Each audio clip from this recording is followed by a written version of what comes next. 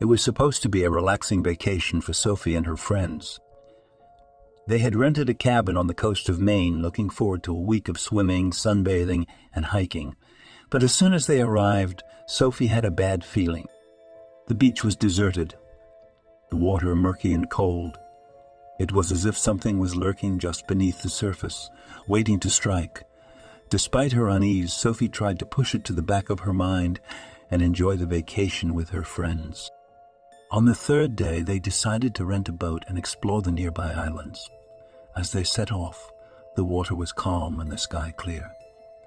They cruised past rocky cliffs and shallow coves, admiring the rugged beauty of the coastline. But as they rounded a bend in the shoreline, Sophie saw something that made her blood run cold. A massive serpentine creature was swimming toward them, its sinuous body undulating through the water. Sophie screamed and pointed, and her friends turned to look. They gasped in horror at the sight of the sea monster, which was easily twice the length of their boat. As the creature drew closer, they could see its glistening scales and sharp razor. They could see its glistening scales and sharp razor. It seemed to be eyeing them hungrily, as if they were nothing more than prey. They tried to start the boat and escape, but it wouldn't turn over. They were trapped at the mercy of the sea monster.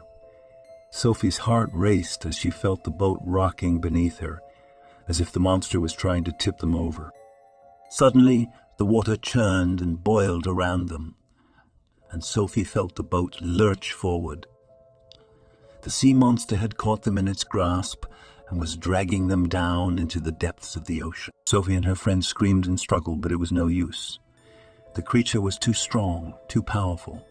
They could feel its cold, slimy tentacles wrapping around them, pulling them closer and closer and closer to its gaping maw.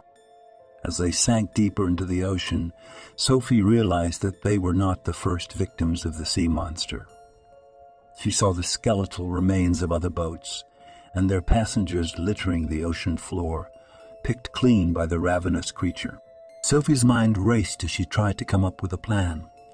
They needed to escape, but how? Suddenly she remembered the flare gun that they had brought with them. She fumbled in the boat's storage compartment, searching for the gun. She found it just as the sea monster opened its jaws wide, ready to devour them. Sophie took aim and fired the flare gun, aiming it straight into the monster's mouth. The creature recoiled in pain, thrashing wildly as the flare burned its insides. Sophie and her friends used the distraction to swim for the surface, their lungs burning with exertion. They broke through the water's surface, gasping for air, and saw the sea monster thrashing and writhing in agony behind them. They paddled to shore as fast as they could, never looking back. They ran to the cabin, slamming the door behind them and locking it tight. They huddled together, shaking and crying, as they listened to the sea monster's roars echoing through the night. In the morning, the Coast Guard arrived to investigate the reports of a sea monster attacking a boat. But when they searched the area, they found nothing. No trace of the monster, no evidence of the attack. Sophie and her friends left Maine that day, never to return. But Sophie could never shake the memory of the sea monster's cold, dead eyes, or the feel of its slimy tentacles wrapping around her. She knew that she would never forget the terror of being dragged down into the abyss, knowing that the monster was waiting to devour her.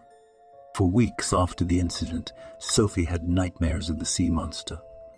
She would wake up screaming, drenched in sweat, and unable to shake the feeling of the creature's slimy tentacles around her. Her friends tried to comfort her, but they too were traumatized by the experience.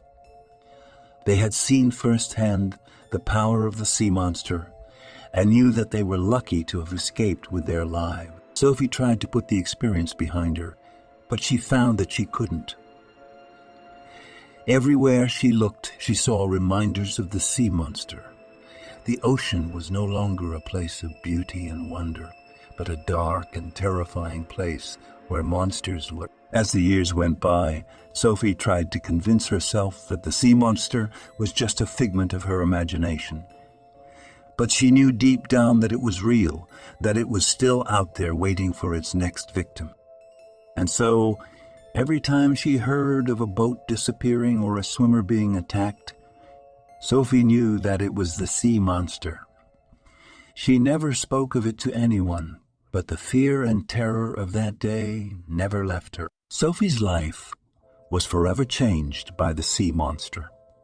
She became a recluse, avoiding the water and anything that reminded her of the creature that had almost taken her life. She never forgot the terror of that day, and knew that she would carry the memory of the sea monster with her until the end of her days.